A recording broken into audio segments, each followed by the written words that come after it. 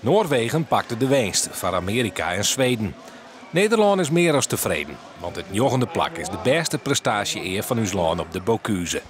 Het Nederlandse team onder onviering van Jan Smink van Wolvergeer maakte in 4,5 uur tijd een visgerjocht van beekforelfilet en een vleesgerjocht van parelhen van de jury. Blij mee. Ja, je wilt altijd meer, maar dit is we zeiden van tevoren dat we een top 10 halen. Echt super, heel blij. Smink zien help in de keuken. Lars Aukema van de Jouwer was doorlieken van de prestigieuze wedstrijd Hekje met een blessure en vervangen worden. Het zorgen van een soort druk op het team. Ja, als je kijkt wat je daar allemaal voor je hebt staan en wat je hier neerzet en de landen wat je achter je laat, dat is natuurlijk bizar. Sinds de Bocuse d'Or bestaat is Nederland niet zo hoog geëindigd. We hadden gezegd minimaal top 10, dat zou echt mega gaaf zijn. Weet je, word je gewoon 9e.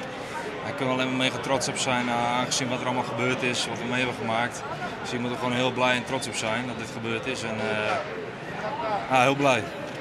Ja, en Jochen de Lars. Top. Waar ik geen woorden voor. Dat is soort, hè? Ah, zeker.